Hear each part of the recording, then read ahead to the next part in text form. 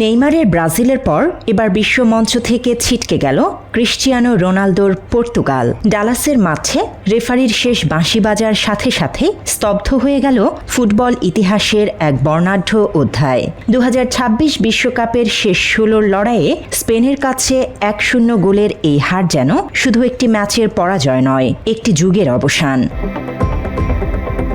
নির্ধারিত 90 মিনিট মাঠের লড়াইয়ে কোনো পক্ষই জালের দেখা পায়নি। তবে যোগ করার সময়ে পাশার দান উল্টে দেন বদলি নামা স্প্যানিশ তারকা মিকেল মেরিনো। তার করা সেই একমাত্র গোলই চূর্ণ করে দেয় ক্রিস্টিয়ানো রোনালদোর পর্তুগালের কোয়ার্টার ফাইনালের টিকিট কাটার স্বপ্ন। অথচ এই ম্যাচটিকে ঘিরে ছিল অন্যরকম এক আবেগ, কেননা 41 বছর বয়সী এই মহাতারকা ম্যাচের আগের দিন নিশ্চিত করেছিলেন এটাই তার ক্যারিয়ারের শেষ বিশ্বকাপ। 233তম আন্তর্জাতিক ম্যাচে নামার আগে স্পেনের বিপক্ষে নিজের পুরনো ফর্ম ও দলের শক্তির ওপর অগাধ বিশ্বাস ছিল CR7-এর। কিন্তু মাঠের নির্মম বাস্তবতা শেষ পর্যন্ত ভিন্ন এক গল্প লিখল।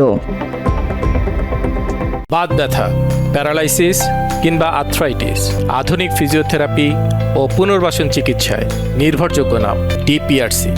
এই ট্রাজিক বিদায়ের নেপথ্যে রয়েছে এক রূপকথার মতো ক্যারিয়ার। পর্তুগালের মাদেইরা দ্বীপে চরম দারিদ্র্যের মাঝে জন্ম নেয়া রোনালদোর পথ চলা থমকে যেতে পারত মাত্র 15 বছর বয়সী হার্টের এক জটিল অপারেশনে। কিন্তু অদম্য ইচ্ছাশক্তিতে ভর করে যিনি মাঠে ফিরেছিলেন তাকে আর পেছনে ফিরে তাকাতে হয়নি। বাতাসে লাফিয়ে হেড করার অবিশ্বাস্য ক্ষমতা, 2 পায়ে নিখুঁত শট আর চমৎকার পজিশনিং সেন্স, সবখানেই তিনি ছিলেন অপ্রতিদ্বন্দ্বী। পেনাল্টি কিংবা ফ্রি কিকেও তার দক্ষতা ছিল প্রশ্নাতীত। গতি, শক্তি ও অতি মানবীয় ড্রিবলিং দক্ষতার এক অবিশ্বাস্য সংমিশ্রণে নিজেকে তিনি প্রতিষ্ঠিত করেছিলেন আধুনিক নাম্বার 7 বা স্ট্রাইকার পজিশনের সত্যিকারের পথপ্রদর্শক হিসেবে।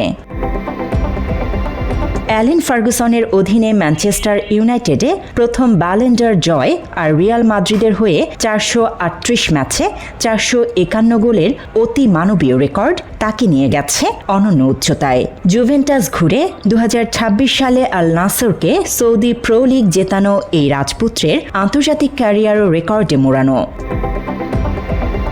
2016 সালের ইউরো কিংবা 2019 সালের নেশনস লিগ জয়ী এই তারকা চলতি বিশ্বকাপেও ইতিহাস গড়েছেন। উজবেকিস্তানের বিপক্ষে গোল করে বিশ্বের একমাত্র খেলোয়াড় হিসেবে টানা 6টি ভিন্ন বিশ্বকাপে স্কোর করার অনন্য কীর্তি গড়েন ছেলেদের আন্তর্জাতিক ফুটবলের এই সর্বোচ্চ গোলদাতা।